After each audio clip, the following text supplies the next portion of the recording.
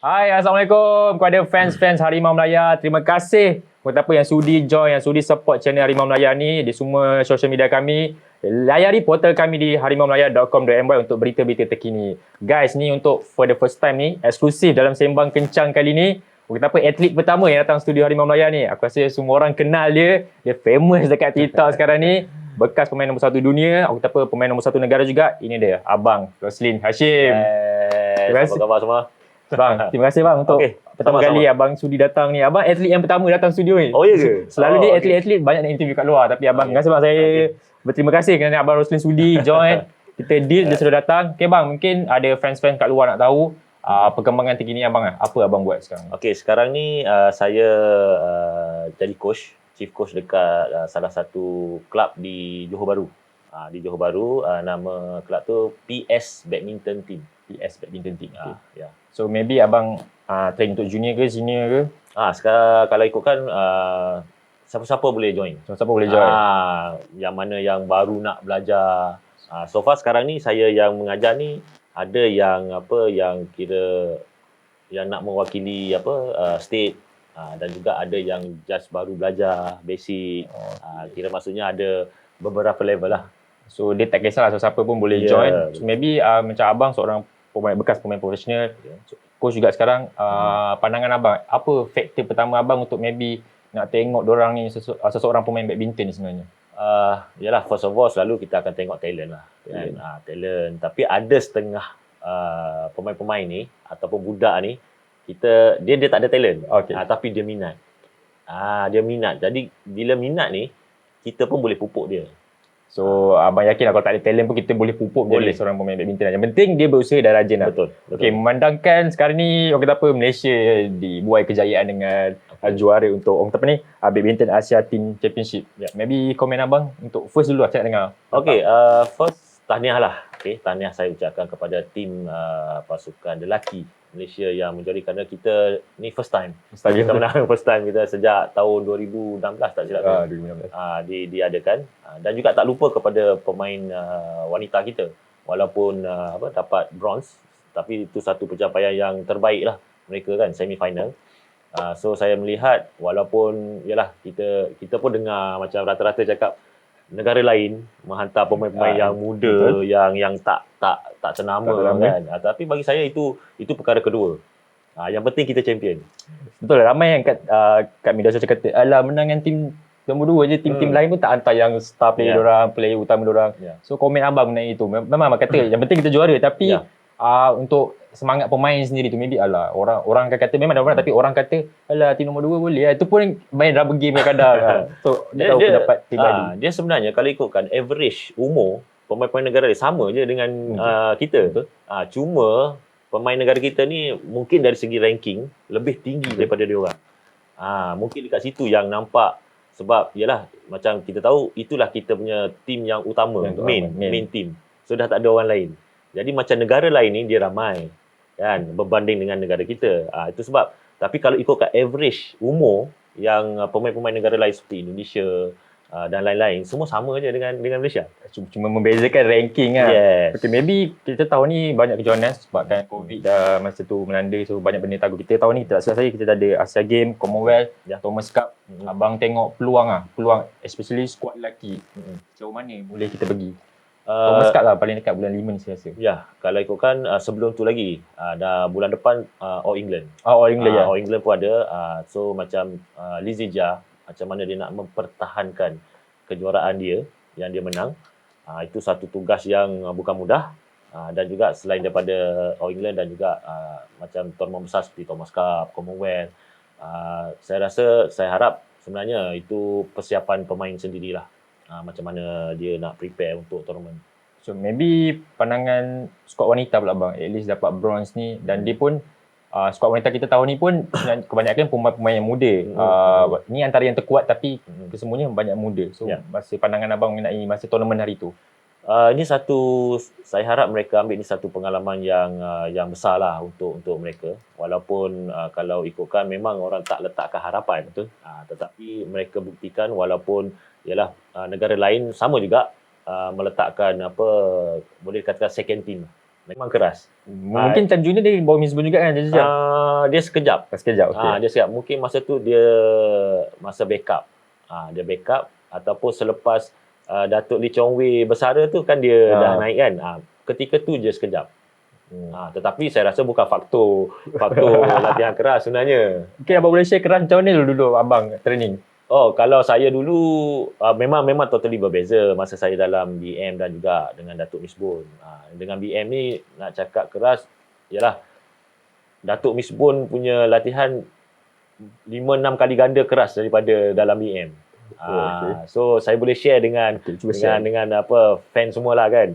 Dengan Datuk Miss Bun ni dia punya starting tu pun dah susah. Adalah bangun pagi. Pukul 4.30 dah kena bangun pagi. Pasal 5.30 kita dah start. 5.30 dah start, okey. 5.30 dah start. Maksudnya dah on court. Dah on court, okey. Dah on court. 4.30, 5.30 kena dekat court, okey. Dah kat court. And then kita train sampai pukul 12. Ada gap rehat tak? Dia gap sikit lah. je. Gap sekejap minum itu je lah. 4.30, 5.30 weh, pukul 12. Masa kita start 5.30 tu kita break lah untuk subuh kan. Dalam 6 lebih sikit. Lepas tu kita start balik sampai 12. And then kita break kat situ kan, kita lunch apa semua pukul 3 sambung balik sampai pukul 6. Almost 12 jam kau. Almost 9 jam lah satu hari. So lama tu. So maybe itu antara bawah Miss Bun. So dia pun Liza ni pun dalam bawah under Coach Indra. Dia pun kata bila Coach Indra dah habis kontrak, dia akan bawa sekali untuk join dia. Abang rasa bagus tak Coach Indra tu maybe untuk dia, ataupun dia dah berasa selesa under Coach Indra tu sebenarnya? Kalau ikut apa yang diperkatakan oleh Lizija, dia selesa dengan Indra Wijaya. Maksudnya dia terima. Sebab kita pun as a player pun kita kena ada keselesaan. Betul. Maksudnya chemistry. Dia ada dengan Indra Wijaya. Sebab dia pun ada mention mengatakan Indra pernah jaga dia sekejap. Sebelum beralih. Sebab dia banyak tangan. Coach ni dia banyak tangan. Miss Bun, Indra, Tisubo, and then Hendrawan. Jadi keselesaan tu dia ada. Chemistry tu dia ada. Jadi why not dia, sebab kebetulan Indra pun dah habis kontrak bulan 3. So dia terus tarik. So ada dengan urus-urus juga, dia pun bakal ke Dubai training dengan SSA, Loken Yu. Abang kata itu lagi faktor yang menambahkan maybe dia ada sparring yang bagus lah untuk dia punya prestasi dengan performance dia. Itu satu platform yang baik untuk dia. Itu sebab macam saya cakap tadilah sparring. Tapi saya rasa dia pergi ke sana bukanlah orang cakap sampai habis karier dia. Betul. Mungkin dia pergi untuk 2 bulan, 3 bulan kan. Tapi bagi saya itu dah memadai. Sebab dalam waktu tu pun dia pun ada prepare untuk tournament kan. So mungkin untuk kejohanan selepas England, mungkin untuk Commonwealth, Asian Game kan. So dia ada beritahu juga dia bakal menubuhkan kelab sendiri. So maybe kalau abang secara peribadi abang motif utama dia nak tubuhkan kelab sendiri tu, kita tak tahu. Mungkin pendapat peribadi abang. Sebenarnya dia dah tubuhkan dah. Dah ada dah Lizija badminton academy or club macam tu lah. So itu untuk perjalanan career dia. Maksudnya dia lah owner, dia lah semua tu dia buat segala-galanya. Selesa dia nak buat apa. So benda tu satu platform yang baik untuk dia punya future. Untuk dia punya future. So bila dia dah tubuhkan kelab sendiri, lepas tu bila dia keluar pula, mungkin zaman tu dah ada kontroversi sebelum ni. Tapi bila time dia keluar ni ramai yang support. Ramai support itulah inilah semua. Abang tak rasa ke maybe junior-junior lain, Ng Ziong ke Jung Hao akan ikut dia nak keluar sama, sebab bila dia keluar ikut secara profesional orang support. So player-player muda ni, so nanti BM dah tak ada. Dia itulah dia sebenarnya kalau kita lihat macam Ng Ziong dan Jung Hao ni dari segi support, saya rasa fan sekarang ni dia ada fan club masing-masing. Betul. Sekarang ni dia punya fan gila sikit. Saya pun terkejut. Gila. Saya first time pergi tengok badminton tu macam, macam ni dia punya sebab tu. Benda tu saya tengok yang nampak ketara bila badminton start balik Sudi Mangkap. Sudi Mangkap ya. Bulan 10. So dekat situ saya nampak dia punya orang cakap wave dia lah kan. Dah ada fan sebab Indonesia dah buat. Indonesia dah buat.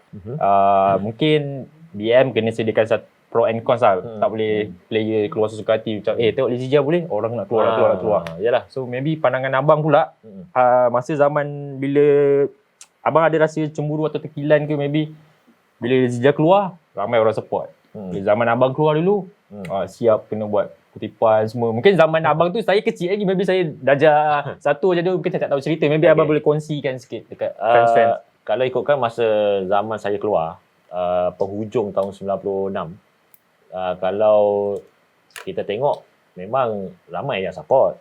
Bila saya buat tabung tu, so rakyat Malaysia ni yang support lah, yang bagi derma tu. Tu dia orang support lah tu. 96 baru lahir tu. So dekat situ cuma berbeza lah dengan zaman sekarang dengan media sosial. So support tu lebih kepada macam Lizija kan. Dia support dia dari sudut itu. Kalau saya maksudnya secara reality benda tu.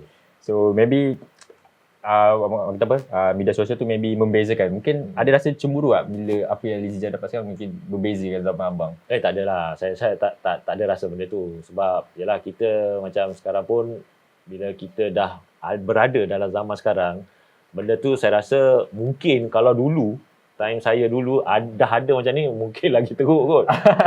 Dia punya apa orang cakap, yalah kecaman ke apa kan. So bagi saya mungkin berbeza. Lizija pun pernah kena juga sebenarnya. Tetapi dia melalui media sosial. Kalau saya dulu memang secara direct real face to face. So maybe ada satu viral juga sebab abang tak ada TikToker famous kan ni. Video abang dekat TikTok tu, ada abang keluarkan kejahatan ayam membabitkan dua individu tu. So adakah ada kaitan juga bila zaman zaman Lizija keluar dengan zaman abang keluar? Maybe abang boleh share kalau abang tak keberatan. Kalau ikutkan benda tu, itu yang saya luahkan. Benda yang sama. Walaupun berbeza individu. Tetapi apa yang berlaku di dalam badan induk tu, benda yang sama. Walaupun individu yang berbeza. Berlainan. Ini yang sebenarnya yang harus kita atasi. Sebab sesuatu masalah bila kita nak selesaikan, kita kena tahu apa tu masalah. Yang main dia tu. Faham. So bila kita dapat selesaikan tu, settle semua. Untuk sekarang ni, abang rasa maybe BM sendiri yalah, kalau cakap takut viral lagi kan. Tapi tak apa. Benda tu sebab sebenarnya apa yang saya luahkan tu adalah untuk kebaikan badminton. Sebab saya darah daging saya badminton. Kan? Saya memang sayang badminton. Saya tak nak, sebab kenapa saya buat macam tu? Ketika zaman saya dulu, memang kita boleh katakan top 3 Malaysia ni. China, Indonesia, Malaysia. Tetapi kita lihat sekarang ni, Malaysia ni kat mana? Banyak. Orang tak pandang pun. Negara lain semua dah potong. Kan? India, Thailand, Jepun, Hong Kong, Taiwan. Betul. Kalau dari segi individu, yalah mungkin itu orang cakap luck daripada low KU. Tapi yalah ada setengah orang claim kan dia daripada Malaysia, tapi benda tu dia tetap Singapore kan. So benda-benda macam ni lah. So kita tak nak benda ni sebab kita tahu masalah tu, tapi kenapa tak boleh nak solvekan?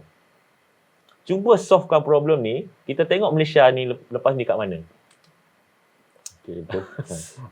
Maybe ada juga berkaitan, abang ada luahkan juga sebabkan individu tu juga abang tak layak untuk ke Olimpik time tu 2004 tak salah saya. Betul kan? Saya salah. 2008. So, maybe abang boleh share sikit. Itu siap Olimpik tu impian semua orang sebenarnya. Impian atlet, tak kira apa-apa sukan tu sebenarnya. Sebab itu kira saya untuk layak kali kedua. Pasal 2004 saya dah pernah pergi dekat Athens. So 2008 tu bagi saya itu adalah last. Untuk kerjaya saya tu last kan. So memang kedudukan yang amat baik untuk qualified. Sebab satu dah ada Datuk Lee Chong Wei. So masa tu perebutan antara saya dengan Wong Chun Han. Sebab ketika tu tak silap saya ranking saya pun dalam 16, 17, and then Wong Chun Han pun lebih kurang dalam 19, 20. So dia nak seorang je. So benda tu last tournament untuk qualified 3 tournament. Itu kejohanan Asia, Dia panggil masa tu ABC lah, Asia Badminton Championship. Dia individu. Lepas tu Indonesia Super Series dan juga Singapore Super Series. Jadi tiga-tiga ni nama saya memang dah submit masuk. So yang first tu dia kejohanan ABC, main dekat Johor. Tu saya main. Saya main ABC tu.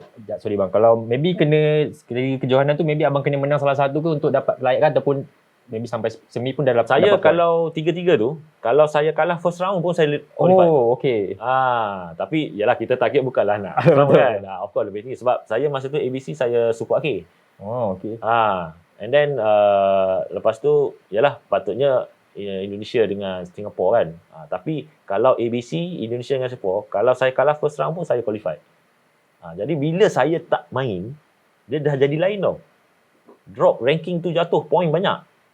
Kalau kita tak masuk, kalau kita masuk kalah first round tetap ada poin. Okay. Tapi ni tak main langsung. Maybe bila abang dapat tahu benda tu, perasaan abang maybe ini peluang terakhir. Kalau saya pun gila kecewa kot. Of course kecewa, dia banyak tau. Kecewa, sedih, geram, marah, semua ada. Pasal kita yalah, seumur hidup kita kan, kita punya masa, tenaga kita memang aim untuk benda tu, tetapi dihalang oleh tangan gaib lah. Bukan bola je ada tangan gaib kan. Badminton pun ada. Okay, tak apa, kita tak nak cerita topik ni dah. So maybe for now kita ambil berbalik pada Datuk Misbun sendiri. For now Datuk Misbun menjaga akademi badminton. So dia dah menyediakan tapak sebenarnya. Tapak untuk pemain-pemain junior. Kalau kita tahu pemain-pemain junior kita ni, sebenarnya bila peringkat junior semua perform. Kita dulu at least kita ada Iskandar Zulkarnain, Fadli Zulkifli lah, Ramdan Misbun sendiri. So tapi bila bagi ke peringkat senior tu dia macam dah tak boleh go. Mungkin pendapat peribadi abang sendiri? Ini satu isu, satu perkara yang bukan baru sebenarnya. Benda ni dah lama. Tetapi kenapa benda ni masih lagi berlaku sampai sekarang? Itu sebab saya cakap masalah tu kena solve kan. Dia berkait lah. Dia berkait. Abang rasa kalau maybe kita tukar masalah tu, adakah benda tu berhasil? Jadi kita boleh tengok at least contoh dulu. Ya, mungkin. Ya, why not kan? Because kita dah tahu benda tu tak berlaku kan, tak berjaya. Kenapa kita tak nak buat satu perubahan kan? So kita tengok, kalau tak berjaya kita buat yang lain lagi, sampai berjaya. Sebab saya sendiri dapatkan komen-komen daripada bekas pemain badminton juga. Kita memang ada talent junior yang power. Power, selalu menang. Tapi bila tingkat sini macam dia macam berkata dia dah berlarutan, dia terus hilang sini. So maybe itulah faktor main utama dia untuk tukar tu kan. Okay, bang, ni soalan daripada fan. Dia memang ada fan ada fan memang minat. Dia tanya dulu masa abang pegang title nombor 1 dunia, tiba-tiba BWF tukar format. Menjadi 7 time tu. So maybe apa abang punya pandangan? Abang sendiri kata mungkin zaman abang saya tak sempat tengok, saya minta maaf kan. Orang kata apa, abang punya style gameplay tu rally kan. So maybe untuk bila tukar format tu, abang dah tak boleh nak maintain nombor 1 tu. Komen abang sendiri. Saya bermain dalam 3 era yang berbeza. Format. 15, 7, 21. Tapi 7 tu sekejap. Dia sekejap je 7. Dia lebih kurang dalam setahun je kot. Mungkin less than 1 year. Sebab benda tu macam orang cakap, bagi saya lah, secara personally, 7 poin ni dia menghancurkan badminton. Menghancurkan sukan badminton. Dari segi apa tu sebenarnya? Dari segi game, format, point. Kenapa nak 7 poin?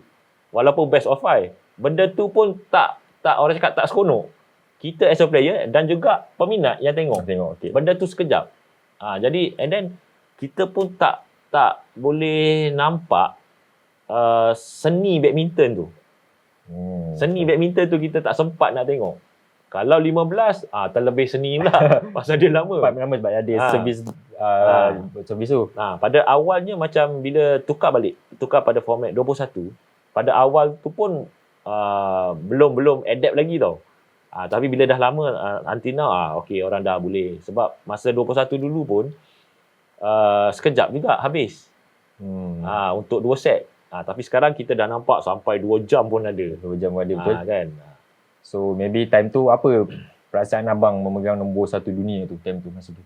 Perasaan of course gembira lah, happy sebab itulah orang cakap target ataupun cita-cita saya. Dah dapat kan. Betul. And then dia ada satu lagi feeling tu, itu saya susah nak share. Itu mungkin saya dengan Tuhan je lah, kan. Ya, bukan senang jadi nombor 1. Jadi bukan senang. Nombor 1 daerah pun susah ni, nombor 1 dunia guys. So untuk last lah penutup abang, maybe harapan abang pada sukan dunia badminton sekarang ni di masa akan datang sendiri. Okay, saya harap kita dapat kembali ke landasan yang dulu. Kita maksudnya Malaysia ni digeruni balik lah. Sebab dalam 10 tahun, 15 tahun dulu memang kita digeruni. Sekarang ni orang dah tak gerun. Kan? So saya nak lah untuk next nanti player-player yang sekarang ni, yang player baru macam Manziyang, Rizija dan semua-semualah yang ada sekarang ni dapatkan balik. Kita punya sebagai gegasi badminton lah. Seperti 15 tahun dulu ataupun 10 tahun dulu. Abang rasa ada harapan tak emas walaupun jauh lagi Olimpik 2024 dan Paris daripada sukan badminton sendiri? Prestasi semasa kalau abang tengok. Kalau ikutkan 2 tahun lagi ni sekejap je. Sekejap je. Tahun lepas tu. Kan sekejap. Saya harap kalau itu sebab badminton ni ada sukan yang prospek untuk medal termasuk gol. Betul. Termasuk gol. Salah satu prospek daripada tahun 92 diperkenalkan badminton. So sampailah sekarang. So saya kalau kita tengok sekarang ni kita punya prestasi ataupun performance masih terlalu awal lah untuk saya letakkan maksudnya untuk dapatkan pingat emas. Walaupun kita dapat bronze baru-baru ni dalam bergu. Tetapi saya melihat untuk di next lagi 2 tahun ni persiapan pemain itu sendiri. Sebab kejohanan macam tahun ni pun banyak yang besar. Commonwealth, SEA Games, Asian Games dan banyak Thomas Cup lagi apa semua kan. Jadi satu jadual yang padat yang player-player ni yang harus lalui. Sebab saya rasa mereka yang akan main nanti ni, yang main Asian team baru ni, itu je yang kita ada. Mungkin je betul saya dapat. Okay. Itu je yang kita ada. Kita tak ada pemain lain dah. Itu je yang ada. Siapa lagi yang ada? Kecuali mungkin dari double. Mungkin ada yang kat luar, yang pro kan. Seperti Go Vision, kan. Tio EE, OUC. Itu mungkin mereka boleh ni kan. Tapi untuk single je betul. Kita cuma ada yang ini ada lah. Itu je. So it depend individu untuk dia orang lah. Okay, last bang, untuk harapan abang pada fans-fans kat luar maybe nak follow abang Instagram, TikTok, Facebook. Okay. Famous abang kat TikTok. Saya TikTok sebenarnya tak ada. Itu orang je yang create tu dah untuk viralkan video. Sebab saya pun sebenarnya bila viral yang TikTok tu saya pun terkejut. Macam mana boleh ada kat TikTok? Rupanya akaun orang lain. Itu fan, saya rasa fan Lizija kot. Yang buat tu. Cuma saya ada dekat Instagram. Pada fan-fan yang kat luar yang nak follow tu, Instagram saya Roslyn Hashim. Itu je. Dia tak ada underscore, dia tak ada apa. Roslyn Hashim. Kalau Facebook, Abel Lin. Abel Lin tu nama famous sebenarnya. Abel Lin. Dan Twitter lah. Twitter Roslyn Hashim lah. Okay bang, terima kasih banyak-banyak. Sama-sama. Sudi luangkan masa dengan Harimau Melayu hari ni. Guys, terima kasih yang korang yang join untuk eksklusif Sembang Kencang minggu ni. InsyaAllah banyak lagi atlet-atlet yang lain. Ni atlet yang pertama. Aku memang berterima kasih gila yang datang studio. Selalu kita banyak buat dekat luar je. So kalau jangan lupa subscribe YouTube channel kami, follow semua social media kami, like and share. Semoga kita berjumpa lagi. Terima kasih. Bye-bye. Assalamualaikum. Ciao.